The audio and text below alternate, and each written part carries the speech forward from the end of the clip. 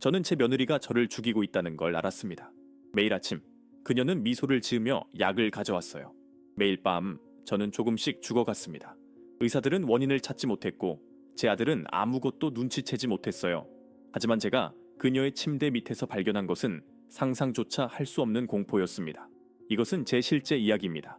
강남의 고급 아파트에서 완벽해 보이는 가족 안에서 벌어진 악몽, 아무도 믿어주지 않는 진실과 매일 조금씩 사라져가는 제 생명, 그리고 마지막 순간 제 아들이 그 방문을 열었을 때 발견한 충격적인 비밀. 여러분은 가장 가까운 사람을 정말로 알고 계신가요? 이 이야기를 끝까지 들으신 후 여러분의 삶을 다시 보게 될 것입니다. 이 채널을 구독하시고 좋아요를 눌러주세요. 여러분은 지금 어디서 이 이야기를 듣고 계신지 댓글로 알려주세요. 여러분의 이야기도 듣고 싶습니다. 저는 지금 이 이야기를 하면서도 손이 떨립니다. 제 아들 민준이가 그날 침대 밑을 들여다봤을 때 우리 가족의 모든 것이 산산조각 났으니까요. 하지만 그 전에 여러분께 제가 어떻게 죽어가고 있었는지부터 말씀드려야 할 것 같습니다. 서울 강남구의 고급 아파트에서 살면서도 저는 매일 아침 눈을 뜨는 것이 두려웠습니다. 몸이 너무 무겁고 숨쉬기조차 힘들었거든요. 병원을 7군데나 다녔지만 모든 의사들이 고개를 가로저었습니다. 검사 결과는 정상입니다, 어머님. 하지만 제 몸은 거짓말을 하지 않았어요. 머리카락이 빠지고 손톱이 부서지고 피부에 이상한 반점들이 생기기 시작했습니다. 며느리 수진이는 항상 완벽했습니다. 너무 완벽해서 때로는 무서울 정도였죠. 제가 아플 때마다 그녀는 제 방으로 들어와 정성스럽게 약을 챙겨주었습니다. 어머님, 이 한약은 제가 직접 명동의 유명한 한의원에서 받아온 거예요. 꼭 드셔야 해요. 그녀의 눈은 언제나 걱정으로 가득 차 있었고 목소리는 꿀처럼 달콤했습니다. 하지만 이상한 점이 있었습니다. 제가 수진이가 준 약을 먹을 때마다 그녀는 제 방문을 살짝 열어두고 복도에서 기다렸어요. 마치 무언가를 확인하려는 듯이요. 당시에는 그저 효심 깊은 며느리의 세심함이라고 생각했습니다. 얼마나 어리석었는지. 민준이는 대기업 임원이었습니다. 제 아들. 제가 온 마음을 다해 키운 그 아이는 성공했고 부자가 되었습니다. 하지만 그 성공이 우리를 갈라놓았어요. 그는 너무 바빴고 저는 점점 더 아팠습니다. 수진이가 어머님을 제가 잘 모시고 있으니 걱정하지 마세요 라고 할 때마다 민준이는 안도의 한숨을 쉬었죠. 어느 그날 밤 화장실에 가려다가 수진이의 방 앞을 지나쳤습니다. 문틈으로 불빛이 새어나왔고 이상한 소리가 들렸어요. 뭔가 긁는 소리, 그리고 작은 유리병들이 부딪히는 소리. 저는 문고리를 잡으려다가 멈췄습니다. 왜냐하면 그 순간 수진이가 중얼거리는 소리가 들렸거든요. 조금만 더 있으면. 그녀의 목소리에는 제가 한 번도 들어본 적 없는 무언가가 담겨 있었습니다. 흥분, 기대, 아니면 악의? 다음날 아침 수진이는 평소처럼 환하게 웃으며 제게 아침 약을 가져왔습니다. 어머님, 오늘은 특별히 홍삼액을 추가했어요. 기력 회복에 좋다고 하더라고요. 저는 그 약을 받아들고 수진이의 손을 봤습니다. 그녀의 손톱 밑에 이상한 갈색 가루가 묻어 있었어요. 아주 조금, 거의 눈에 띄지 않을 정도로요. 수진아, 손톱에 뭐가 묻었네. 제가 물었을 때 그녀의 얼굴이 잠깐, 정말 찰나의 순간 일그러졌습니다. 하지만 곧 다시 미소를 지으며 말했죠. 아, 이거요? 어젯밤에 화분 흙을 만졌거든요. 어머님 방에 공기정화식물을 더 놓으려고요. 하지만 우리 집에는 화분이 없었습니다. 수진이는 식물 알레르기가 있다고 했거든요. 저는 그날 밤 약을 먹지 않았습니다. 대신 화장실 변기에 버렸어요. 그리고 놀라운 일이 일어났습니다. 다음날 아침, 저는 6개월 만에 처음으로 두통 없이 일어났거든요. 심장이 미친 듯이 뛰지도 않았고 손도 떨리지 않았습니다. 하지만 확신할 수 없었어요. 우연일 수도 있었으니까요. 그래서 저는 일주일 동안 실험을 했습니다. 수진이가 준 약을 먹으면 다음날 저는 죽을 것처럼 아팠습니다. 약을 버리면 저는 조금씩 나아졌어요. 일주일이 지나자 제 머리는 아주 명확해졌습니다. 제 며느리가 저를 죽이려 하고 있다는 것을요. 민준이에게 말해야 했습니다. 하지만 뭐라고 말할 수 있었을까요? 네, 아내가 나를 독살하려 해라고 증거도 없이. 제 아들은 수진이를 사랑했습니다. 그는 절대 믿지 않을 거예요. 아니, 어쩌면 저를 치매에 걸린 노인네로 치부하고 요양원에 보낼지도 몰랐습니다. 그래서 저는 기다렸습니다. 그리고 지켜봤어요. 수진이는 매일 밤 11시쯤 자신의 방에서 무언가를 하고 있었습니다. 저는 복도에서 숨을 죽이고 그녀의 방문 밑 틈새로 그림자를 관찰했어요. 그녀는 침대 밑에서 무언가를 꺼내고 뭔가를 섞고 다시 침대 밑에 숨기는 것 같았습니다. 어느 날 제가 또 약을 거부하자 수진이의 태도가 변했습니다. 어머님, 약을 안 드시면 안 돼요. 의사 선생님이 꼭 드시라고 했잖아요. 그녀의 목소리에는 조급함이 배어 있었어요. 요즘 많이 좋아지신 것 같은데 약을 끊으시면 다시 나빠지실 거예요. 하지만 저는 이미 알고 있었습니다. 제가 좋아진 이유는 그녀의 약을 먹지 않았기 때문이라는 것을요. 그날 밤 민준이가 일찍 퇴근했습니다. 수진이는 당황한 듯 보였어요. 평소보다 더 많이 웃고 더 많이 말하고 민준이 주변을 맴돌았습니다. 마치 그가 어딘가에 가지 못하도록 막으려는 것처럼요. 저는 그때 알았습니다. 오늘 밤이 기회라는 것을. 수진이가 민준이와 거실에서 드라마를 보는 동안 저는 조용히 그들의 방으로 들어갔습니다. 심장이 터질 것 같았어요. 침대 밑을 들여다보려다가 갑자기 뒤에서 목소리가 들렸습니다. 어머님, 거기서 뭐 하세요? 수진이었습니다.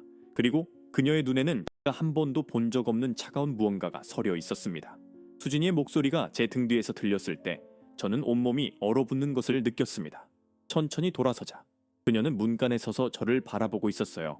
거실의 희미한 불빛이 그녀의 얼굴 반쪽을 비추고 있었는데 그 순간 저는 처음으로 제 며느리의 진짜 얼굴을 본 것 같았습니다. 화장실 가려다가 길을 잘못 들었네. 제 목소리는 떨렸지만 최대한 평온한 척했습니다. 수진이는 몇 초간 저를 뚫어지게 바라보더니 갑자기 환한 미소를 지었어요. 아이고, 어머님, 조심하셔야죠. 어두운데 넘어지시면 어떡해요. 그녀는 제 팔을 잡고 부드럽게 방으로 데려갔습니다. 하지만 그녀의 소나귀에는 힘이 들어가 있었어요. 마치 경고하듯이요. 그날 밤 저는 잠을 이룰 수 없었습니다. 침대에 누워 천장을 바라보며 제 인생이 어쩌다 이 지경까지 왔는지 생각했어요. 민준이를 낳고 홀로 키우고 그가 성공하길 바라며 제 모든 것을 희생했습니다. 그런데 이제 제 목숨이 그의 아내 손에 달려있다니. 새벽 4시쯤 복도에서 소리가 들렸습니다. 조심스러운 발걸음 소리. 저는 눈을 살짝 뜨고 방문 틈새를 바라봤어요. 수진이었습니다. 그녀는 무언가를 들고 부엌으로 가는 것 같았어요. 저는 이불을 살짝 걷어내고 맨발로 조용히 복도로 나왔습니다. 심장이 귓가에서 쿵쾅거렸지만 저는 계속 걸었어요. 부엌 불이 켜져 있었습니다. 수진이는 싱크대 앞에 서서 뭔가를 씻고 있었어요. 저는 거실 구석 어둠 속에 숨어서 그녀를 지켜봤습니다. 그녀는 작은 유리병을 씻고 있었는데 그 병에서 이상한 냄새가 났어요. 쓰고 화학약품 같은 냄새. 제가 몇 달 동안 약을 먹으면서 맡았던 바로 그 냄새였습니다. 수진이는 병을 말리고 비닐봉지에 조심스럽게 넣었어요. 그리고 그 봉지를 아파트 쓰레기 슈트에 버리려고 현관으로 향했습니다. 제가 거실 소파 뒤에 숨는 순간 그녀가 지나갔어요. 현관문이 조용히 열리고 닫혔습니다. 저는 기회를 놓칠 수 없었어요. 재빨리 그들의 방으로 들어가 침대 밑을 들여다봤습니다. 어둠 속에서 손을 더듬었고 마침내 무언가 딱딱한 것이 손에 잡혔어요. 상자였습니다. 나무로 만든 작은 상자. 저는 그것을 꺼내서 침대 옆 스탠드 불빛 아래 놓았습니다. 상자를 열었을 때 저는 숨이 멎는 줄 알았어요. 안에는 여러 개의 작은 병들이 있었습니다. 라벨에는 한자로 뭔가 써 있었는데 제가 읽을 수 있는 글자들이 있었어요. 비소, 탈륨, 그리고 제가 모르는 화학 물질들. 그 옆에는 공책이 하나 있었습니다. 저는 떨리는 손으로 그것을 펼쳤어요. 공책에는 수진이의 필체로 날짜와 용량이 적혀 있었습니다. 2024년 3월 15일 영조촌복입니다. 반응 미약. 2024년 4월 2일 1미크거밋은 구토 증상. 2024년 5월 10일 1.6km랑 입원. 의사 의심 없음. 제 며느리는 저를 죽이는 것을 실험하고 있었던 겁니다. 마치 실험실의 쥐처럼요. 마지막 페이지에는 더 끔찍한 내용이 적혀 있었습니다. 재산 상속. 시어머니 사망 시 민준이가 전액 상속. 이혼 시 재산 분할 50%. 목표 8월 말까지. 오늘이 8월 20일이었습니다. 제게 남은 시간은 열흘 뿐이었어요. 손이 너무 떨려서 공책을 떨어뜨릴 뻔했습니다. 그때 현관문 열리는 소리가 들렸어요. 수진이가 돌아오고 있었습니다. 저는 황급히 상자를 다시 침대 밑에 밀어넣고 공책을 가슴에 꼭 껴안은 채 방을 나왔습니다. 복도에서 수진이와 마주쳤어요. 어머님, 또 화장실이세요? 그녀의 목소리는 달콤했지만 눈은 날카로웠습니다. 네, 요즘 소변이 자주 마려워서. 저는 떨리는 목소리로 대답하며 화장실로 들어갔어요. 문을 잠그고 병이 뚜껑을 닫고 그 위에 주저앉았습니다. 공책을 꺼내 다시 읽었어요. 모든 증거가 여기 있었습니다. 하지만 어떻게 해야 할까요? 민준이에게 보여줘야 했습니다. 하지만 언제? 어떻게? 수진이는 항상 그의 곁에 붙어 있었어요. 둘이서만 대화할 시간이 없었습니다. 화장실에서 나왔을 때 수진이는 복도에 서서 저를 기다리고 있었습니다. 어머님, 얼굴색이 안 좋으세요. 방으로 모셔다 드릴게요. 그녀는 제 팔을 잡았고 저는 공책을 잠옷 속에 숨긴 채 그녀를 따라갔어요. 방문 앞에서 그녀가 말했습니다. 오늘 아침에는 꼭 약 드셔야 해요, 모니체네네. 어머님, 건강이 많이 안 좋아 보이시니까. 그녀의 미소에는 위협이 담겨 있었습니다. 침대에 누워서도 저는 공책을 이불 속에 꼭 숨겨두었어요. 이것이 제 생명을 지킬 유일한 증거였습니다. 창밖으로 서울의 새벽이 밝아오고 있었어요. 한강의 물은 여전히 흐르고 사람들은 여전히 출근 준비를 하고 세상은 평화로워 보였습니다. 하지만 이 아파트 안에서는 저와 제 며느리 사이에 보이지 않는 전쟁이 시작되고 있었어요. 아침 7시 수진이가 문을 두드렸습니다. 어머님, 약 드릴 시간이에요. 저는 심호흡을 하고 대답했습니다. 들어와. 오늘부터 저는 연기를 해야 했어요. 아무것도 모르는 척, 순진한 노인인 척, 제 목숨이 그 연기에 달려 있었으니까요. 수진이가 들어왔을 때 저는 가장 자연스러운 미소를 지었습니다. 그리고 그녀가 건넨 약을 받아 들었어요. 고마워, 수진아. 네가 없었으면 나는 진작 죽었을 거야. 그 말을 할 때 제 심장은 얼음처럼 차가웠습니다. 일주일이 지났습니다. 제가 수진이의 비밀을 발견한 후 저는 매일 아침 그녀가 가져오는 약을 받았어요. 웃으며 감사하다고 말하며 그녀 앞에서 물과 함께 삼키는 척했습니다. 하지만 실제로는 혀 밑에 숨겼다가 그녀가 나가면 화장실에 뱉어냈어요. 이 작은 속임수가 제 생명을 지켜주고 있었습니다. 놀라운 일이 일어났어요. 저는 하루하루 건강해지고 있었습니다. 두통이 사라졌고 손 떨림도 멈췄어요. 거울을 볼 때마다 제 뺨에 다시 혈색이 도는 것이 보였습니다. 하지만 수진이 앞에서는 여전히 아픈 척을 해야 했어요. 침대에서 일어날 때 비틀거리는 척하고 식사를 조금만 하고 자주 피곤하다고 말했습니다. 어머님, 약을 드시는데도 왜 나아지질 않으시는 걸까요? 수진이가 어느 날 저녁 말했어요. 그녀의 목소리에는 짜증이 섞여 있었습니다. 저는 그 순간을 놓치지 않았어요. 아마 내가 너무 늙어서 그런가 봐. 의사 선생님도 이 나이에는 회복이 느리다고 하셨어. 수진이의 눈이 번뜩였습니다. 저는 그녀가 무슨 생각을 하는지 알 수 있었어요. 용량을 늘려야겠다고. 민준이는 여전히 바빴습니다. 그는 아침 일찍 나가서 밤늦게 돌아왔어요. 제가 그에게 공책을 보여줄 기회는 전혀 없었습니다. 수진이가 항상 우리 사이에 있었거든요. 민준이가 집에 오면 그녀는 즉시 그의 곁으로 가서 회사 이야기를 물었고 저녁을 차렸고 그가 쉴 때는 함께 TV를 봤어요. 완벽한 아내처럼요. 어느 날 밤 저는 민준이의 서재에 공책을 숨겨두기로 했습니다. 그곳은 수진이가 거의 들어가지 않는 곳이었어요. 모두가 잠든 새벽 2시 저는 조용히 서재로 들어갔습니다. 민준이의 책상 위에는 서류들이 쌓여 있었고 가족 사진이 액자에 담겨 있었어요. 우리 셋이 함께 찍은 사진. 수진이와 민준이의 결혼식 날. 그때 저는 정말 행복했었죠. 제 아들이 좋은 사람을 만났다고 생각했으니까요. 책상 서랍을 열었을 때 제 심장이 멈췄습니다. 거기에는 또 다른 공책이 있었어요. 파란색 표지의 공책. 호기심에 펼쳐봤는데 그것은 민준이의 일기였습니다. 가장 최근 날짜를 펼쳤어요. 2024년 8월 15일. 어머니가 점점 약해지고 계신다. 수진이가 정말 열심히 간호해주는데도 회사에서 큰 프로젝트를 따냈다. 50억짜리 계약. 하지만 기쁘지가 않다. 어머니가 이 소식을 들으실 수 있을까? 의사는 길어야 몇 달이라고 했다. 수진이는 어머니를 위해 매일 특별한 약을 구해오고 한약을 다리고 정성을 다한다. 내가 이런 좋은 아내를 만난 것은 어머니 덕분이다. 눈물이 흘러내렸습니다. 제 아들은 아무것도 몰랐어요. 그는 자신의 아내가 천사라고 믿고 있었습니다. 그리고 저는 곧 죽을 거라고 생각하고 있었어요. 의사가 그렇게 말했다고? 어느 의사요? 저는 최근 몇 달 동안 7명의 의사를 만났지만 누구도 그런 말을 하지 않았습니다. 갑자기 깨달았어요. 수진이가 민준이에게 거짓말을 하고 있었습니다. 의사 행세를 하며 제가 곧 죽을 거라고 말했던 거예요. 그래서 민준이는 제 죽음을 준비하고 있었고 수진이의 헌신에 감동하고 있었던 겁니다. 저는 제가 가져온 빨간 공책을 민준이의 일기 옆에 놓았습니다. 이렇게라도 그가 진실을 알기를 바라며. 하지만 그 순간 복도에서 소리가 들렸어요. 발걸음 소리. 가볍고 조심스러운 수진이었습니다. 저는 재빨리 서랍을 닫고 책상 아래로 숨었어요. 심장이 너무 크게 뛰어서 들킬까봐 입을 막았습니다. 서재 문이 천천히 열렸어요. 수진이가 들어왔습니다. 그녀는 왜 새벽에 이곳에 온 걸까요? 수진이는 책상 서랍을 열었습니다. 저는 책상 아래 어둠 속에서 그녀의 손을 볼 수 있었어요. 하얗고 가느다란 손. 그 손이 제가 방금 놓은 빨간 공책을 집어 들었습니다. 그녀는 몇 초간 그것을 바라보더니 작게 웃었어요. 소름 끼치는 웃음이었습니다. 역시 그녀가 중얼거렸어요. 찾으면 여기 숨길 줄 알았어. 그녀는 공책을 가지고 방을 나갔습니다. 저는 책상 아래서 나오지 못했어요. 다리가 너무 떨려서 일어설 수가 없었거든요. 수진이는 제가 증거를 찾은 것을 알고 있었습니다. 그리고 지금 그 증거를 가져갔어요. 저는 이제 아무것도 없었습니다. 제 말만으로는 민준이를 설득할 수 없을 거예요. 그는 절대 믿지 않을 겁니다. 1시간쯤 지나서 저는 조심스럽게 서재를 나와 제 방으로 돌아갔습니다. 침대에 누웠지만 잠을 잘 수 없었어요. 수진이는 이제 자신이 들킨 것을 알고 있습니다. 그럼 다음은 무엇일까요? 그녀는 더 조심스럽게 행동할까요? 아니면 더 빨리 움직일까요? 다음날 아침, 수진이는 평소처럼 웃으며 약을 가져왔습니다.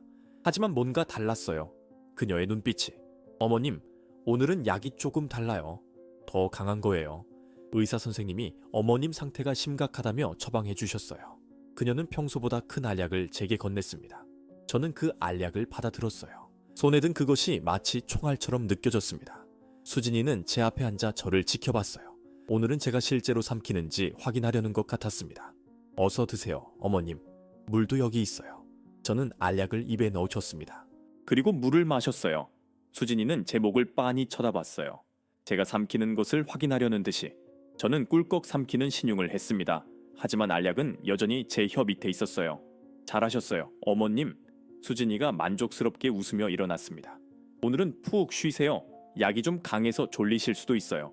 그녀가 방을 나가자마자 저는 화장실로 달려가 알약을 뱉어냈습니다. 그것은 평소보다 훨씬 컸고 색깔도 달랐어요. 진한 갈색이었습니다. 저는 그 알약을 휴지에 싸서 서랍 깊숙이 숨겨두었습니다. 나중에 증거로 쓸 수 있을지도 몰랐으니까요. 하지만 어떡해요? 공책은 사라졌고 민준이는 저를 믿지 않을 거예요. 그날 오후 민준이가 예상치 못하게 일찍 퇴근했습니다. 저는 거실에서 TV를 보고 있었고 수진이는 부엌에서 저녁을 준비하고 있었어요. 민준이가 들어오자마자 제게 다가왔습니다. 어머니, 괜찮으세요? 얼굴색이 좋아 보이시네요. 오늘은 좀 괜찮구나. 저는 미소 지으며 대답했어요. 이것이 기회였습니다. 하지만 부엌에서 수진이의 시선이 느껴졌어요. 그녀는 칼로 야채를 썰면서 우리를 지켜보고 있었습니다. 민준아, 나 너한테 할 말이... 제가 입을 열려는 순간 수진이가 끼어들었어요. 여보, 빨리 씻고 와요. 저녁 곧 준비될 거예요. 어머님, 약 효과가 좋은가 봐요. 오늘 아침에 새 약 드셨잖아요. 민준이는 저를 보며 웃었습니다. 수진이가 정말 잘 돌봐드리네요. 고마워, 여보. 그는 방으로 들어갔고 저는 또다시 기회를 놓쳤습니다. 수진이가 거실로 다가왔어요. 그녀는 제 옆에 앉으며 작은 목소리로 속삭였습니다.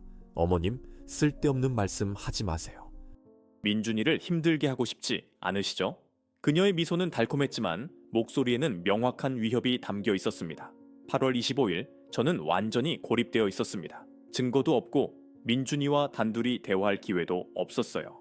수진이는 저를 한순간도 혼자 두지 않았습니다. 그녀는 마치 그림자처럼 제 뒤를 따라다녔어요. 저는 점점 절망에 빠져들고 있었습니다. 그날 오전 초인종이 울렸습니다. 수진이가 문을 열었는데 밖에는 중년 여성이 서 있었어요. 안녕하세요. 사학비루에 사는 박미경입니다. 아래층에서 물이 새는 것 같아서요. 수진이는 당황한 표정을 지었어요. 지금요? 저희 집에서요? 박미경 씨는 고개를 끄덕이며 말했습니다. 네, 화장실 쪽인 것 같은데 확인 좀 해주실 수 있을까요? 수진이는 어쩔 수 없이 박미경 씨와 함께 화장실로 갔습니다. 저는 거실 소파에 앉아 있었어요. 그때 박미경 씨가 화장실에서 큰 소리로 말했습니다. 여기 배관 좀 보세요. 이거 전문가를 불러야 할 것 같은데요? 수진이의 목소리가 들렸어요. 제가 관리사무소에 전화할게요. 수진이가 휴대폰을 가지러 방으로 들어간 순간 박미경 씨가 재빨리 저에게 다가왔습니다. 그녀는 제 손에 작은 종이 쪽지를 쥐어주며 작게 속삭였어요. 읽고 바로 삼키세요. 저는 사학비로가 아니에요. 그리고는 다시 화장실로 돌아갔습니다. 제 손이 떨렸어요. 종이를 펼쳤습니다. 저는 독극물 전문 형사입니다. 최근 비슷한 케이스를 조사 중입니다. 당신 며느리를 6개월째 미행하고 있어요. 증거가 필요합니다. 오늘 밤 11시 아파트 지하 주차장 B3구역 혼자 오세요. 저는 그 쪽지를 입에 넣고 씹어 삼켰습니다. 종이의 쓴맛이 입안에 퍼졌지만 제 심장은 처음으로 희망으로 뛰고 있었어요. 수진이가 돌아왔을 때 박미경 씨는 사과하고 있었습니다. 아, 제가 착각한 것 같네요. 다른 집인가 봐요. 죄송합니다. 그녀는 급하게 나갔고 수진이는 의심스러운 표정으로 문을 닫았어요. 이상한 사람이네. 그녀가 중얼거렸습니다. 그날 하루는 영원처럼 느껴졌어요. 저는 시계를 계속 쳐다봤습니다. 오후 3시, 5시, 8시. 저녁을 먹을 때도 TV를 볼 때도 제 머릿속은 오직 밤 11시만 생각하고 있었어요. 어떻게 몰래 빠져나갈 수 있을까? 수진이는 밤에도 제 방문 앞을 지나다니며 확인했거든요. 10시가 되었을 때 저는 작전을 세웠습니다. 화장실에 가서 일부러 물을 많이 마셨어요. 그리고 방으로 돌아와 침대에 누웠습니다. 수진이가 문을 살짝 열고 확인했어요. 어머님 주무세요? 응, 자려고. 저는 눈을 감았습니다. 11시 10분 전 저는 조용히 일어났어요. 이불 아래 옷을 입고 있었기 때문에 옷 갈아입을 시간을 절약할 수 있었습니다. 문을 아주 천천히 열었어요. 복도는 어두웠고 민준이와 수진이의 방에서는 불빛이 새어나오고 있었습니다. 저는 맨발로 현관까지 걸어갔어요. 신발장에서 가장 조용한 슬리퍼를 신고 현관문 손잡이를 잡았습니다. 심장이 미친 듯이 뛰었어요. 문을 열면 소리가 날 거예요. 수진이가 들을까요? 하지만 선택의 여지가 없었습니다. 저는 문을 최대한 천천히 열었어요. 삐걱거리는 소리가 나지 않도록 조심했습니다. 복도로 나왔을 때 등 뒤에서 아무 소리도 들리지 않았어요. 저는 재빨리 엘리베이터로 향했습니다. 엘리베이터를 기다리는 동안 저는 우리 집 문을 계속 쳐다봤어요. 혹시 문이 열리지 않을까? 수진이가 쫓아오지 않을까? 엘리베이터가 도착했을 때 저는 너무 안도해서 울 뻔했습니다. 지하 주차장은 을씨년스러웠어요. 형광등이 깜빡이고 콘크리트 벽에서는 습기 냄새가 났습니다. 비상구역으로 걸어가는 동안 제 발소리가 메아리 쳤어요. 저는 어둠 속에서 누군가를 찾았습니다. 여기요. 박미경 씨의 목소리가 들렸어요. 그녀는 검은색 차 옆에 서 있었습니다. 가까이 다가가자 저는 그녀의 얼굴을 제대로 볼 수 있었어요. 날카로운 눈매와 단호한 인매를 가진 여성이었습니다. 타세요. 그녀가 차 뒷문을 열었어요. 차 안에는 또 다른 남자가 있었습니다. 저는 김 형사입니다. 박 형사의 파트너예요. 그는 노트북을 켜며 말했어요. 시간이 없으니 빨리 시작하겠습니다. 당신 며느리 강수진, 본명은 강미선입니다. 제 입이 떡 벌어졌어요. 뭐라고요? 박미경 씨가 설명했습니다. 그녀는 이미 2번 결혼했어요. 첫 번째 남편은 심장마비로 사망, 두 번째 남편은 뇌졸중으로 사망. 둘 다 40대 초반이었고 둘 다 부유했습니다. 그리고 둘 다 사망 전 몇 달 동안 원인 불명의 질병으로 고생했어요. 저는 숨이 막혔습니다. 그럼 제 아들도? 김 형사가 고개를 끄덕였어요. 위험합니다. 하지만 지금은 당신이 먼저 목표예요. 당신이 먼저 사망하면 재산이 아들에게 가고 나중에 아들이 사망하면 모든 것이 그녀에게 가는 구조입니다. 박미경 씨가 가방에서 작은 키트를 꺼냈어요. 지금부터 당신이 해야 할 일이 있습니다. 그녀가 주는 약을 받으세요. 하지만 먹지 마세요. 이 작은 비닐봉지에 넣어서 저에게 전달하세요. 우리는 화학 분석이 필요합니다. 어떻게 전달하죠? 수진이는 절 한순간도 혼자 두지 않아요. 제 목소리는 떨리고 있었습니다. 김 형사가 말했어요. 쓰레기 봉투에 넣으세요. 빨간 비닐봉지에. 우리가 쓰레기 수거 전에 회수할 겁니다. 또 하나, 박미경 씨가 제 손을 잡았어요. 절대 그녀에게 들키지 마세요. 그녀가 당신이 알고 있다는 걸 눈치채면 방법을 바꿀 겁니다. 더 빠르고 더 추적하기 어려운 방법으로요. 주사나 다른 방식으로. 그녀의 눈은 진지했습니다. 당신 목숨이 연기 실력에 달려 있어요. 저는 고개를 끄덕였어요. 얼마나 더 기다려야 하나요? 김 형사가 대답했습니다. 최소 일주일. 우리는 확실한 증거가 필요해요. 그녀가 약을 구입한 경로, 은행 거래 내역, 모든 것을 확보해야 합니다. 그래야 법정에서 이길 수 있어요. 일주일. 저는 중얼거렸어요. 그 시간 동안 제가 버틸 수 있을까요? 박미경 씨가 제 어깨를 두드렸습니다. 당신은 지금까지 잘 버텼어요. 조금만 더 힘내세요. 우리가 지켜보고 있습니다. 차에서 내렸을 때 시계는 자정을 가리키고 있었어요. 저는 다시 엘리베이터를 타고 우리 층으로 올라갔습니다. 현관문을 조심스럽게 열었는데 그 순간 심장이 멎는 줄 알았어요. 거실에 불이 켜져 있었고 수진이가 소파에 앉아 저를 기다리고 있었습니다. 그녀의 얼굴에는 미소가 없었어요. 어머님, 이 밤중에 어디 다녀오셨어요? 제 입이 바짝 말랐습니다. 하지만 박미경 형사의 말이 떠올랐어요. 연기를 해야 한다고. 저는 당황한 척하며 말했습니다. 아, 수진아. 깜짝이야. 잠이 안 와서 아래 편의점에 우유 사러 갔었어. 저는 손에 아무것도 들고 있지 않다는 것을 깨달았어요. 그런데 지갑을 안 가져와서 그냥 왔어. 수진이는 한참 동안 저를 쳐다봤습니다. 그녀의 눈은 제 얼굴을 훑고 제 옷을 보고 제 슬리퍼를 확인했어요. 마침내 그녀가 입을 열었습니다. 어머님, 밤에 혼자 돌아다니시면 위험해요. 다음부터는 저를 깨워주세요. 제가 함께 가겠어요. 미안하구나. 너를 깨우기 싫었어. 저는 최대한 자연스럽게 말하며 제 방으로 향했어요. 침대에 누웠지만 저는 알고 있었습니다. 수진이는 제 거짓말을 믿지 않았어요. 그리고 이제 그녀는 더 조심할 겁니다. 다음 날 아침, 수진이가 가져온 약은 평소와 달랐습니다. 3개의 알약이 아니라 5개였어요. 어머님, 상태가 안 좋으신 것 같아서 용량을 늘렸어요. 그녀는 제가 약을 먹는 것을 끝까지 지켜봤습니다. 저는 약을 삼키는 척하고 혀 밑에 숨겼어요. 하지만 5개는 너무 많았습니다. 하나가 목구멍으로 넘어가는 것을 느꼈어요. 저는 재빨리 물을 더 마시며 기침했습니다. 괜찮으세요? 수진이가 물었고 저는 고개를 끄덕였어요. 화장실에 가서 나머지 4개를 뱉어냈지만 1개는 이미 삼켜버렸습니다. 제 손이 떨렸어요. 한 알만으로도 위험할까요? 저는 물을 많이 마시고 손가락을 목구멍에 넣어 토하려고 했어요. 하지만 아무것도 나오지 않았습니다. 그날 오후 저는 어지러움을 느끼기 시작했습니다. 가슴이 두근거리고 손이 저리고 시야가 흐려졌어요. 한 알의 알약이 제 몸에 퍼지고 있었습니다. 저는 소파에 누워야 했어요. 수진이가 다가와 제 이마를 짚었습니다. 어머님, 열이 있으시네요. 병원에 가셔야 할까요? 그녀의 목소리는 걱정스러웠지만 눈은 만족스러워 보였어요. 제가 약을 먹었다는 것을 확인한 거예요. 그날 밤 저는 정말로 죽을 것 같았습니다. 삼켜버린 알약 1개가 제 몸 전체를 공격하고 있었어요. 구토가 멈추지 않았고 온몸이 불덩이처럼 뜨거웠습니다. 수진이는 제 곁에 앉아 차갑게 식은 물수건으로 제 이마를 닦아주었어요. 어머님, 조금만 참으세요. 곧 나아지실 거예요. 하지만 그녀의 눈에는 기다림이 있었습니다.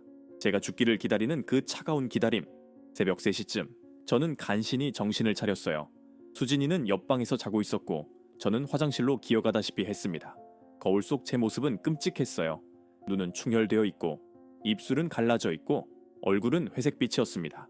이 상태로 일주일을 더 버틸 수 있을까요? 하지만 포기할 수 없었어요. 저는 박미경 형사가 준 비닐봉지를 꺼냈습니다. 어제 뱉어낸 4개의 알약을 조심스럽게 넣고 빨간 비닐봉지로 한 번 더 싸서 쓰레기통에 넣었어요. 쓰레기 수거는 아침 6시. 형사들이 그 전에 회수해 갈 거라고 했습니다. 아침이 왔을 때 저는 침대에서 일어날 수 없었어요. 몸이 너무 무거웠고 다리에 힘이 들어가지 않았습니다.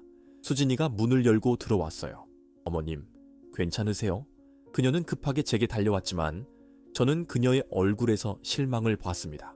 제가 아직도 살아있다는 것에 대한 실망. 병원에 가셔야겠어요. 지금 민준 오빠한테 전화할게요. 수진이는 휴대폰을 꺼냈어요. 저는 고개를 저었습니다. 아니야, 괜찮아. 그냥 좀 쉬면 될 것 같아. 병원에 가면 의사들이 제 혈액을 검사할 거예요. 그럼 독극물이 발견될 수도 있고 수진이는 다른 방법을 찾을 겁니다. 어머님, 이러시면 안 돼요. 수진이의 목소리가 높아졌어요. 오빠한테 혼나요? 병원 가셔야 해요. 그녀는 정말로 민준이에게 전화발을 걸었습니다. 저는 그녀의 대화를 들었어요. 오빠, 어머님이 정말 안 좋으세요. 어젯밤부터 구토하시고 지금은 거의 의식이 없으세요. 네, 제가 119 부를게요. 안 돼. 저는 마지막 힘을 다해 소리쳤어요. 병원 안 가. 집에서 쉬면 돼. 수진이는 전화를 끊고 저를 쳐다봤습니다. 그녀의 눈에는 계산이 보였어요. 병원에 가지 않는다면 저는 더 빨리 죽을 테니까요. 알겠어요, 대체 어머님. 그럼 제가 여기서 간호할게요. 오빠한테 집에서 쉬고 싶다고 하셨다고 전할게요. 그녀는 다시 전화를 걸었고 민준이를 안심시켰어요. 오빠, 어머님이 병원 가기 싫어하세요. 제가 옆에 있을게요. 걱정하지 마세요. 그날 하루 수진이는 정말로 제 곁을 떠나지 않았습니다. 물을 떠다주고 죽을 끓여주고 약을 챙겨주었어요.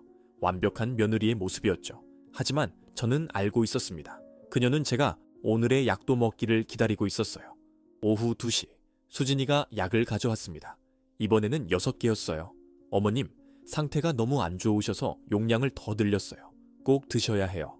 저는 약을 받아들었지만 손이 너무 떨려서 바닥에 떨어뜨렸습니다. 아이고, 수진이가 급하게 약을 주우며 말했어요. 조심하셔야죠. 그녀는 약을 다시 제 손에 올려놓고 물컵을 제 입에 가져다 댔어요. 제가 도와드릴게요. 입 벌리세요. 이 순간 저는 선택해야 했습니다. 약을 먹고 죽을 위험을 감수할 것인가? 아니면 거부하고 수진이가 의심하게 만들 것인가? 저는 입을 벌렸어요. 수진이는 하나씩 약을 제 입에 넣고 물을 먹였습니다. 저는 삼키는 척했지만 6개의 알약을 모두 혀 밑과 볼 안쪽에 숨기는 것은 불가능했어요. 3개는 정말로 넘어갔습니다. 저는 그것들이 목구멍을 타고 내려가는 것을 느꼈어요. 수진이는 만족스럽게 미소 지으며 제 입을 확인했어요. 잘하셨어요, 어머님. 이제 주무세요.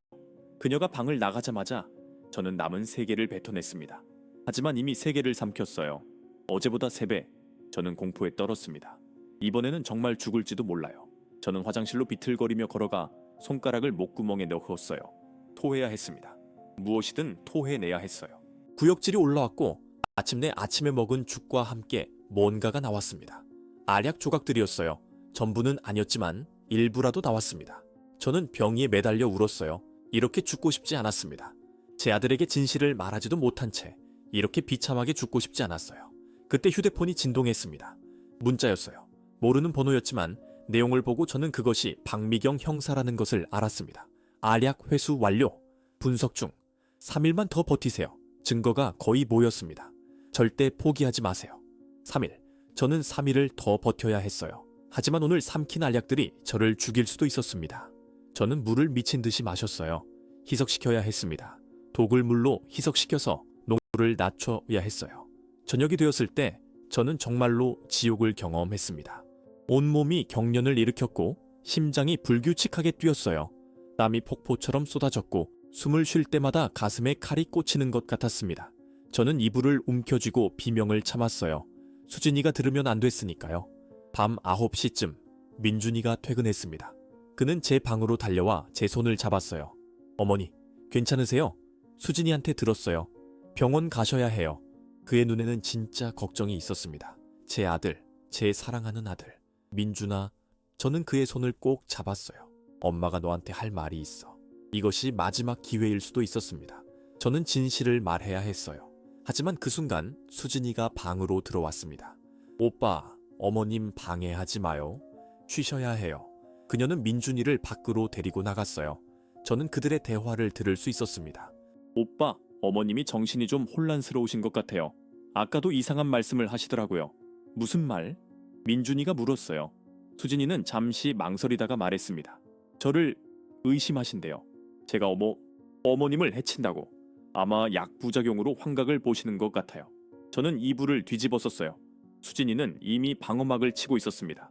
제가 무슨 말을 해도 민준이는 저를 믿지 않을 거예요. 그날 밤 자정, 저는 더 이상 견딜 수 없었습니다. 벨치구에 전화해야 했어요. 죽고 싶지 않았습니다. 하지만 휴대폰을 잡으려는 순간 방문이 열렸어요.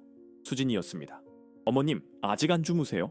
그녀는 손에 무언가를 들고 있었어요. 주사기였습니다. 어머님 상태가 너무 안 좋으셔서 의사 선생님이 주사를 처방해 주셨어요. 진통제예요. 저는 뒤로 물러났어요. 싫어? 주사 맞기 싫어. 수진이는 미소를 지으며 다가왔습니다. 어머님, 이러시면 안 돼요. 이게 제일 빨리 효과가 있어요. 민준아. 저는 소리쳤어요. 하지만 수진이가 제 입을 막았습니다. 오빠는 수면제 먹고 주무세요. 어머님 때문에 요즘 잠을 못 주무셔서 제가 드렸어요. 그녀의 눈이 빛났습니다. 이제 우리 둘만 있어요, 어머님. 주사기 끝에서 액체 한 방울이 떨어졌습니다. 수진이는 제 팔을 잡았어요. 저는 발버둥쳤지만 약에 취해 힘이 없었습니다. 바늘이 제 피부에 닿는 순간 저는 눈을 감았어요. 그때 현관 초인종이 울렸습니다. 1번, 2번, 3번 계속 울렸어요. 수진이는 주사를 멈추고 짜증스럽게 말했습니다. 누구야, 이 밤중에? 하지만 초인종은 멈추지 않았어요. 수진이는 어쩔 수 없이 방을 나갔습니다. 저는 마지막 힘을 다해 일어나 방문을 잠갔어요. 그리고 창문 쪽으로 기어갔습니다. 우리는 15층이었어요. 여기서 뛰어내릴 수는 없었습니다. 현관에서 소리가 들렸어요. 경찰입니다. 문 열어주세요. 박미경 형사의 목소리였습니다. 저는 울음을 터뜨렸어요. 그들이 왔어요. 제 생명을 구하러 왔어요. 수진이의 목소리가 현관에서 들렸습니다. 경찰이요? 무슨 일이세요? 그녀의 목소리는 놀랍도록 침착했어요. 마치 아무 일도 없다는 듯이. 저는 방문에 귀를 바짝 대고 들었습니다. 강수진 씨 맞으시죠? 몇 가지 여쭤볼 게 있어서요. 박미경 형사의 목소리였어요. 지금이요? 밤 12시가 넘었는데요. 그리고 저희 시어머님이 편찮으세요. 내일 오시면 안 될까요? 수진이는 여전히 차분했습니다. 아니요, 지금 당장이어야 합니다. 영장이 있습니다. 김 형사의 목소리가 들렸어요. 그리고 문이 열리는 소리, 여러 발걸음 소리가 집 안으로 들어왔습니다. 저는 방문을 잠갔지만 떨리는 손으로 문을 열었어요. 복도로 나가니 거실에 5명의 경찰이 서 있었습니다. 수진이는 소파에 앉아 있었고 그녀의 얼굴은 창백했어요. 박미경 형사가 저를 보자 재빨리 다가왔습니다. 어머님, 괜찮으세요? 저는 고개를 끄덕이며 그녀가 건넨 물을 마셨어요. 그때 민준이가 침실에서 나왔습니다. 눈이 풀려 있었고 비틀거렸어요. 무슨 일이야? 왜 이렇게 사람들이 많아? 그는 수면제 때문에 제대로 정신을 차리지 못하고 있었습니다. 민준 씨, 앉으세요. 김 형사가 말했어요. 중요한 이야기를 해야 합니다.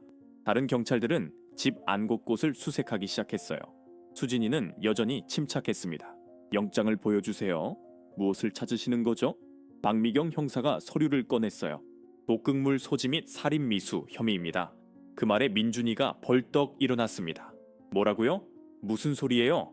그는 수진이를 바라봤어요. 여보, 이게 무슨 일이야? 수진이는 눈물을 흘리며 말했어요. 오빠, 저 아무것도 몰라요. 이 사람들이 갑자기 와서. 그녀는 완벽한 연기를 하고 있었습니다. 하지만 저는 그녀의 손이 떨리는 것을 봤어요. 처음으로 그녀가 두려워하고 있었습니다. 경찰 한 명이 수진이의 방에서 나왔어요. 손에는 나무 상자가 들려 있었습니다. 제가 침대 밑에서 본 바로 그 상자. 찾았습니다. 그가 외쳤어요. 박미경 형사가 상자를 열었고 안에는 여러 병의 독극물과 주사기들이 있었습니다. 민준이의 얼굴이 창백해졌어요. 저게 뭐야? 그는 수진이를 바라봤습니다. 수진이는 고개를 저었어요. 저거 제 거 아니에요. 누가 모함하는 거예요? 하지만 그녀의 목소리는 더 이상 차분하지 않았습니다. 김 형사가 노트북을 꺼내 화면을 보여줬어요. 이것은 당신의 인터넷 검색 기록입니다. 탈륨 구입 방법, 비소 치사량, 추적 불가능한 독극물 모두 당신 컴퓨터에서 검색된 내용이에요. 수진이의 얼굴에서 혈색이 완전히 사라졌습니다. 그리고 이것은 박미경 형사가 또 다른 서류를 꺼냈어요. 당신의 이전 결혼 기록입니다. 본명 강미선, 2번의 결혼, 2번의 사망. 모두 비슷한 패턴이죠. 남편들이 원인 불명의 질병으로 몇 달간 고생하다가 사망. 그리고 당신이 전 재산을 상속받았어요. 민준이는 소파에 주저앉았습니다. 거짓말, 이건 거짓말이야. 그의 목소리는 떨리고 있었어요. 수진이는 그에게 다가가려 했지만 경찰이 막았습니다. 그리고 가장 결정적인 증거는 박미경 형사가 비닐봉지를 꺼냈어요. 이 알약들입니다. 당신이 시어머님께 먹이던 약, 화학 분석 결과 여기에는 탈륨과 비소가 치사량의 절반씩 섞여 있었어요. 한 번에 죽이는 게 아니라 천천히 자연사처럼 보이게 만들려고 한 거죠. 저는 그 말을 듣고 무릎이 꺾였어요. 민준이가 저를 붙잡았습니다. 어머니, 괜찮으세요? 그의 눈에서 눈물이 흘러내렸어요. 어머니, 정말이에요? 수진이가 저는 고개를 끄덕였어요. 그리고 처음으로 모든 것을 말했습니다. 제가 어떻게 의심하기 시작했는지, 어떻게 약을 먹지 않고 몰래 버렸는지, 어떻게 빨간 공책을 찾았는지. 말하는 동안 민준이는 고개를 숙이고 울었어요. 저는 몰랐어요, 어머니. 저는 정말 몰랐어요. 그는 어린아이처럼 울었습니다. 수진이가 그렇게 완벽했는데, 어머니를 그렇게 잘 돌봐줬는데 어떻게 이럴 수가? 수진이가 갑자기 웃었어요. 차갑고 날카로운 웃음이었습니다. 완벽했다고? 물론이죠. 저는 완벽했어요. 당신 어머니를 죽이는 것도 완벽하게 계획했죠. 그녀의 가면이 완전히 벗겨졌습니다. 왜 그랬어? 민준이가 물었어요. 수진이는 그를 똑바로 쳐다봤습니다. 돈 때문이죠. 뭐 다른 이유가 있겠어요? 당신 어머니가 죽으면 당신이 전 재산을 상속받아요. 120억. 그리고 나중에 당신이 사고로 죽으면 그녀는 어깨를 으쓱했어요. 모든 게 제 거죠. 민준이의 얼굴이 경악으로 일그러졌어요. 나까지 죽일 생각이었어? 수진이는 대답하지 않았습니다. 하지만 그녀의 침묵이 답이었어요. 박미경 형사가 수갑을 꺼냈어요.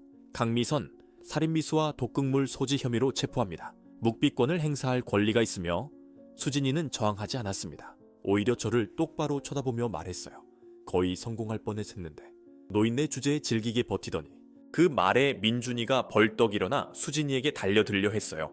하지만 경찰들이 그를 막았습니다. 진정하세요, 민준 씨. 이제 법이 처리할 겁니다. 수진이는 끌려나가면서도 웃고 있었어요. 수진이가 나간 후 집은 너무 조용했습니다. 민준이는 소파에 앉아 머리를 감싸쥐고 있었어요. 저는 그의 옆에 앉았습니다. 한참 동안 아무 말도 하지 못했어요. 어머니, 죄송해요. 민준이가 마침내 입을 열었어요.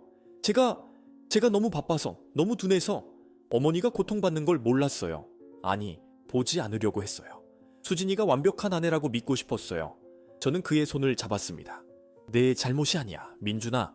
수진이가 너무 교묘했어. 나도 처음에는 믿을 수 없었어. 하지만 그는 계속 자책했어요. 거의 어머니를 잃을 뻔했잖아요. 제 눈앞에서 어머니가 죽어가는데 저는 수진이 말만 믿고 박미경 형사가 다가왔어요. 어머님, 병원에 가서 정밀 검사를 받으셔야 합니다. 몸속에 남아있는 독성을 제거해야 해요. 저는 고개를 끄덕였습니다. 구급차가 도착했고 저는 들것에 실렸어요. 병원으로 가는 구급차 안에서 저는 창밖을 바라봤습니다. 서울의 밤은 여전히 빛나고 있었어요. 넌사인들이 반짝이고 차들이 오가고 사람들이 걸어 다녔습니다. 세상은 계속 돌아가고 있었어요. 민준이는 제 손을 꼭 잡고 있었습니다. 어머니, 이제 괜찮으실 거예요. 제가 지켜드릴게요. 다시는 이런 일이 없도록. 그의 눈에는 결심이 보였어요. 저는 처음으로 편안하게 숨을 쉴 수 있었습니다. 병원에 도착해서 의사들이 저를 응급실로 데려갔어요. 여러 검사를 했고 해독제를 투여받았습니다. 몇 시간이 지나자 제 몸이 조금씩 가벼워지는 것을 느꼈어요. 독이 빠져나가고 있었습니다. 새벽 6시 의사가 말했어요. 다행히 치사량까지는 아니었습니다. 며칠만 입원하시면 완전히 회복하실 수 있어요. 민준이는 안도의 한숨을 쉬었습니다. 병실에 누워서 저는 지난 몇 달을 생각했어요. 죽음의 문턱까지 갔다가 돌아왔습니다. 제 며느리가 저를 죽이려 했다는 사실이 아직도 믿기지 않았어요. 하지만 이제 끝났습니다. 악몽이 끝났어요. 민준이가 병실 의자에서 졸고 있었습니다. 그의 손은 여전히 제 손을 잡고 있었어요. 저는 그의 머리를 쓰다듬었습니다. 제 아들. 제가 목숨을 걸고 지킨 제 아들. 3개월이 지났습니다. 강미선, 아니 제가 알던 수진이의 재판이 시작되었어요. 저는 병원에서 한 달을 보낸 후 집으로 돌아왔습니다. 하지만 그 집은 더 이상 예전 같지 않았어요. 모든 방, 모든 구석이 그녀의 아기로 물들어 있는 것 같았습니다. 민준이는 회사를 한 달 쉬고 저를 돌봤어요. 그는 수진이가 사용하던 방을 완전히 비우고 그녀의 모든 물건을 버렸습니다. 어머니, 이사 갈까요? 새로 시작하는 게 어떨까요? 그가 어느 날 물었어요. 하지만 저는 고개를 저었습니다. 아니야, 도망치지 않을 거야. 이 집에서 다시 행복한 기억을 만들 거야. 재판 첫날, 저는 증인석에 섰습니다. 법정은 사람들로 가득했어요. 기자들, 방청객들, 그리고 수진이의 이전 남편들의 가족들. 그들도 진실을 알고 싶어 했습니다. 수진이는 피고석에 앉아 있었어요. 그녀는 검은색 정장을 입고 있었고 머리를 깔끔하게 묶었습니다. 여전히 아름다웠어요. 하지만 그 아름다움 뒤에 숨겨진 괴물을 이제 모두가 알고 있었습니다. 검사가 저에게 질문했어요. 피해자께서는 언제 처음 의심을 품으셨습니까? 저는 천천히 대답했습니다. 약을 먹을 때마다 아팠어요. 하지만 먹지 않으면 괜찮아졌죠. 처음에는 우연이라고 생각했습니다.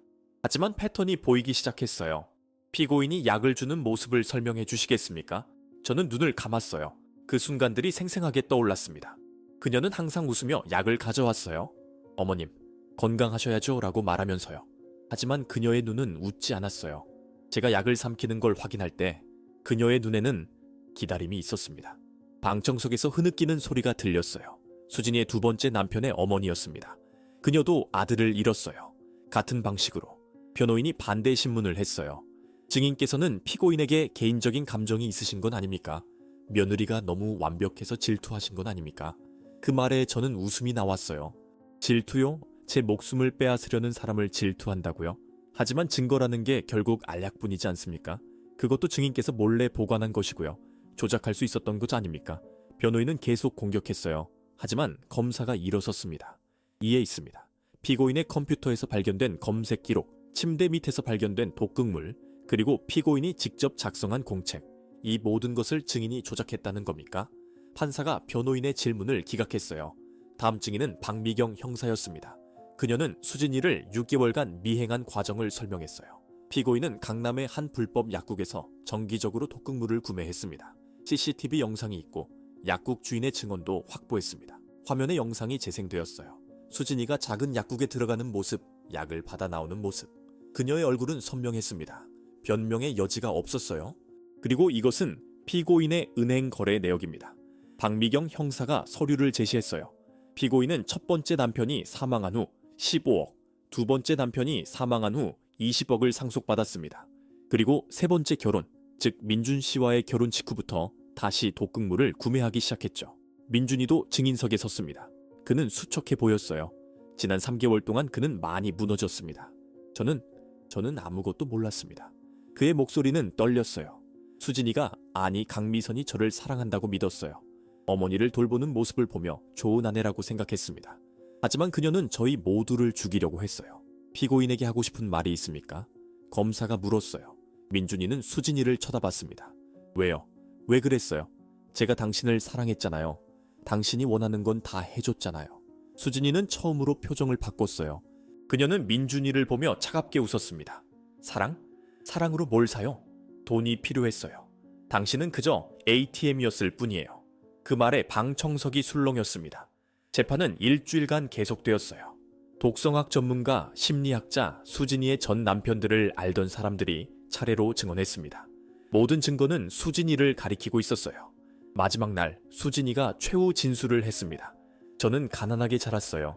항상 배고팠고 항상 무시당했죠. 부자들을 보면 화가 났어요. 그들은 노력하지 않고도 모든 걸 가졌으니까요. 그래서 결심했죠. 저도 그렇게 살겠다고. 저는 후회하지 않아요. 첫 번째 남편도 두 번째 남편도 그들은 저를 진짜 사랑하지 않았어요. 저의 젊음과 외모만 원했죠. 그러니 그들의 돈을 가져가는 게 공평한 거예요. 그녀의 목소리에는 감정이 없었습니다. 민준 씨와 그의 어머니에게는 미안하지 않느냐는 질문을 받겠지만 솔직히 그들도 다르지 않아요. 민준 씨는 완벽한 아내를 원했고 시어머니는 저를 하인처럼 대했어요. 모두가 각자 원하는 게 있었던 거죠. 판사가 판결을 선고했습니다. 피고인 강미선은 살인미수 2건, 살인 2건, 독극물 소지 및 사용으로 무기징역을 선고합니다. 피고인의 행위는 계획적이고 잔인하며 반성의 기미가 전혀 보이지 않습니다. 망치 소리가 울렸어요. 수진이는 끌려나가면서도 웃고 있었습니다. 그녀는 끝까지 괴물이었어요. 법정을 나오며 저는 민준이의 손을 잡았습니다. 밖에는 기자들이 기다리고 있었어요. 플래시가 터졌지만 저는 개의치 않았습니다. 민준이가 말했어요. 어머니, 이제 끝났어요. 정말 끝났어요. 하지만 저는 알고 있었어요. 끝난 게 아니라는 것을. 이제 시작이라는 것을요. 우리는 상처를 치유해야 했습니다. 신뢰를 다시 배워야 했어요. 그리고 무엇보다 다시 살아가는 법을 배워야 했습니다. 그날 밤 저는 한강을 바라보며 서 있었어요. 민준이가 옆에 있었습니다. 강물은 여전히 흐르고 있었고 도시의 불빛이 물에 반짝였어요. 어머니, 제가 다시 결혼할 수 있을까요? 누군가를 다시 믿을 수 있을까요? 민준이가 물었어요. 저는 그의 어깨를 안았습니다. 언젠가는 할 수 있을 거야. 시간이 지나면. 하지만 서두르지 마. 우리에게는 시간이 있어. 민준이는 고개를 끄덕이며 눈물을 흘렸어요. 어머니, 사랑해요. 정말 죄송해요. 저는 그를 꼭 안았습니다. 나도 사랑해, 민준아. 그리고 괜찮아. 우리는 살아남았어. 그게 중요한 거야. 한강의 바람이 불었어요. 차갑지만 상쾌한 바람. 저는 깊이 숨을 들이마셨습니다. 이 공기가 얼마나 소중한지, 이 순간이 얼마나 귀한지 이제 알았어요. 죽음의 문턱까지 갔다 온 사람만이 알 수 있는 것들이었습니다. 우리는 천천히 집으로 걸어갔어요. 길거리에는 사람들이 웃고 이야기하고 살아가고 있었습니다. 평범한 일상, 한때 당연하게 여겼던 것들이 이제는 기적처럼 느껴졌어요. 1년이 지났습니다. 수진이, 아니 강미선의 재판이 끝난 후 저와 민준이는 천천히 삶을 재건하기 시작했어요. 하지만 그 과정은 생각보다 훨씬 힘들었습니다. 상처는 깊었고 신뢰는 산산조각 나 있었으니까요. 민준이는 심리 상담을 받기 시작했어요. 매주 목요일 저녁 그는 강남의 한 상담센터에 갔습니다. 처음 몇 달간은 아무 말도 하지 않았대요. 그저 앉아서 울기만 했다고 합니다. 상담사는 그것만으로도 충분하다고 말했어요. 울음도 치유입니다라고. 저도 제 나름의 방식으로 치유하고 있었어요. 매일 아침 남산을 산책했습니다. 계단을 오르며 저는 제가 살아있다는 것을 느꼈어요. 숨이 차고 다리가 아프고 땀이 나는 것, 이 모든 게 제가 살아있다는 증거였습니다. 몇 달 전만 해도 침대에서 일어나는 것조차 힘들었는데 이제 저는 산을 오르고 있었어요. 어느 토요일 아침 민준이가 제게 말했습니다. 어머니, 집을 새로 꾸미면 어떨까요? 모든 가구를 바꾸고 벽지도 새로 하고 완전히 다른 느낌으로요. 저는 그의 제안에 동의했어요. 우리는 수진이의 흔적을 지워야 했습니다. 리모델링은 한 달이 걸렸어요. 그동안 우리는 근처 호텔에서 지냈습니다. 매일 저녁 우리는 한강변을 걸으며 대화를 나눴어요. 처음으로 진짜 대화를 나눴습니다. 민준이는 자신의 두려움에 대해 말했고 저는 제가 느꼈던 외로움에 대해 말했어요. 어머니, 제가 너무 바빴죠? 일만 생각했어요. 회사에서 성공하는 것, 돈 버는 것, 그것만 중요하다고 생각했어요. 민준이의 목소리에는 후회가 가득했습니다. 하지만 그 사이에 어머니를 잃을 뻔했잖아요. 가장 중요한 걸 잃을 뻔했어요. 저는 그의 손을 잡았습니다. 민준아, 과거를 후회하는데 시간을 쓰지 마. 지금부터가 중요한 거야. 우리에게는 두 번째 기회가 주어졌어. 그게 얼마나 귀한 건지 아니? 그는 고개를 끄덕이며 눈물을 닦았어요. 새로운 집으로 돌아왔을 때 모든 게 달라져 있었습니다. 밝은 색의 벽지, 새 가구, 큰 창문으로 들어오는 햇살. 이곳은 더 이상 악몽의 장소가 아니었어요. 새로운 시작의 공간이었습니다. 저는 거실에 가족 사진을 걸었어요. 민준이가 어렸을 때 사진, 그의 졸업식 사진, 우리 둘이 최근에 찍은 사진, 수진이가 있던 모든 사진은 버렸습니다. 그녀는 더 이상 우리 가족의 일부가 아니었으니까요. 어느 날 저녁, 민준이가 회사에서 일찍 들어왔어요. 그의 손에는 꽃다발이 들려 있었습니다. 어머니, 오늘이 무슨 날인지 아세요? 저는 고개를 가로저었어요. 1년 전 오늘 경찰이 와서 어머니를 구했어요. 어머니의 새로운 생일이에요. 그 말에 눈물이 났습니다. 제 아들은 그날을 기억하고 있었어요. 저를 잃을 뻔했던 날을, 하지만 동시에 다시 얻은 날을. 우리는 함께 케이크를 자르고 촛불을 껐어요. 저는 소원을 빌었습니다. 우리가 계속 이렇게 행복하기를. 박미경 형사도 가끔 연락을 했어요. 그녀는 수진이 사건 이후 다른 케이스들도 재조사하고 있다고 했습니다. 어머님 덕분에 5명의 다른 피해자들을 찾아냈어요. 모두 비슷한 수법이었죠. 어머님이 용기를 내주셔서 다른 사람들도 구할 수 있었어요. 그 말을 듣고 저는 깨달았습니다. 제 고통이 헛되지 않았다는 것을요. 제가 포기하지 않았기에 다른 사람들도 구원받을 수 있었어요. 그것만으로도 지난 1년의 악몽이 의미가 있었습니다. 민준이는 회사에서 직책을 바꿨어요. 더 이상 임원이 아니라 고문으로 일하기 시작했습니다.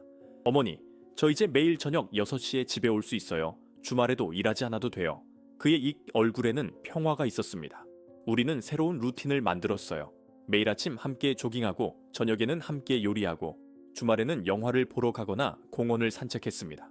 단순한 일상이었지만 그 단순함이 얼마나 소중한지 이제 알았어요. 어느 일요일 우리는 북촌 한옥마을을 걸었습니다. 전통 가옥들 사이로 걸으며 저는 한국의 아름다움을 다시 느꼈어요. 어머니, 제가 어렸을 때 여기 자주 왔었죠? 민준이가 물었어요. 그래, 네가 한복 입고 뛰어다니던 게 엊그제 같은데. 우리는 한 찻집에 들어가 전통차를 마셨습니다. 따뜻한 차를 마시며 민준이가 조심스럽게 말했어요. 어머니, 저 누군가를 만나고 있어요. 제 심장이 멎는 줄 알았습니다. 여자를 말하는 거니? 그는 고개를 끄덕였어요. 회사 동료예요. 마케팅팀에서 일하는데 정말 좋은 사람이에요. 하지만 저는 두려워요. 다시 속을까봐. 다시 잘못된 사람을 선택할까봐. 그의 목소리는 떨리고 있었습니다. 저는 그의 손을 잡았어요. 민준아, 수진이 때문에 사랑을 포기하면 안 돼. 그녀가 이긴 거야. 물론 조심해야 하고 천천히 가야 해. 하지만 두려움 때문에 행복을 거부하지는 마. 민준이는 안도의 한숨을 쉬었습니다. 어머니께 소개해도 될까요? 천천히요. 아직 진지한 관계는 아니지만 어머니 의견이 중요해요. 저는 미소 지었어요. 물론이지. 하지만 이번에는 내가 제대로 볼 거야. 똑똑히. 몇 주 후 민준이는 그 여자를 집으로 데려왔습니다. 이름은 지은이었어요. 30대 초반의 차분한 여성이었죠. 그녀는 수진이처럼 완벽하지 않았어요. 조금 서툴렀고 긴장해서 물을 쏟기도 했습니다. 하지만 그녀의 눈은 진실했어요. 어머님, 민준 오빠한테 많이 들었어요. 정말 힘드셨겠어요. 지은이가 조심스럽게 말했습니다. 저는 그녀를 자세히 봤어요. 그녀는 제 눈을 피하지 않았습니다. 수진이는 항상 너무 완벽하게 미소 지었지만 지은이는 진심으로 걱정하는 표정을 지었어요. 지은 씨, 민준이를 사랑하나요? 제가 직접적으로 물었어요. 그녀는 당황하지 않았습니다. 아직 잘 모르겠어요, 어머님. 솔직히 말하면요. 우리가 만난 지 3개월밖에 안 됐거든요. 하지만 알아가고 싶어요. 진심으로요. 그 대답이 마음에 들었어요. 거짓이 없었습니다. 수진이었다면 즉시 사랑해요 라고 말했을 거예요. 하지만 지은이는 정직했습니다. 저녁을 먹으며 우리는 편안하게 대화를 나눴어요. 지은이는 자신의 가족에 대해 말했고 실수와 실패에 대해서도 솔직하게 이야기했습니다. 그녀는 완벽한 척하지 않았어요. 그래서 더 믿음이 갔습니다. 그날 밤 민준이가 제 방으로 왔어요. 어머니, 어떠셨어요? 저는 미소 지으며 대답했습니다. 좋은 사람 같구나. 하지만 서두르지 마. 천천히 알아가. 그리고 절대 내 의견 때문에 결정하지 마. 내 마음이 중요한 거야. 알아요, 어머니. 이번에는 제대로 하고 싶어요. 모든 걸 투명하게, 정직하게. 그는 진지했어요. 수진이 때문에 배운 교훈이었습니다. To end. 이것이 제 이야기입니다. 죽음의 문턱에서 돌아온 한 노인의 고백. 여러분이라면 어떻게 하셨을까요? 아무도 믿어주지 않을 때, 증거도 없을 때, 가장 사랑하는 사람이 위험에 처했을 때 말입니다. 포기하셨을까요? 아니면 끝까지 싸우셨을까요? 저는 이 경험범을 통해 배웠습니다. 완벽해 보이는 것 뒤에 무엇이 숨어 있는지 절대 알 수 없다는 것을요. 가장 달콤한 미소 뒤에 가장 어두운 의도가 숨어 있을 수 있습니다. 하지만 동시에 가장 어두운 순간에도 희망은 존재한다는 것도 배웠어요. 포기하지 않는다면 말입니다. 여러분 곁에 있는 사람들을 소중히 여기세요. 하지만 동시에 눈을 떠야 합니다. 사랑은 맹목적이어서는 안 돼요. 진정한 사랑은 진실 위에 세워지는 것이니까요. 여러분의 직감을 믿으세요. 그것이 여러분의 생명을 구할 수도 있습니다. 이 이야기가 여러분께 울림을 주었다면 구독과 좋아요를 눌러주세요. 그리고 이 이야기를 더 많은 사람들과 공유해주세요. 누군가에게는 이것이 경고가 될 수도 위로가 될 수도 있으니까요. 여러분의 이야기도 댓글로 들려주세요. 우리는 함께 더 강해질 수 있습니다.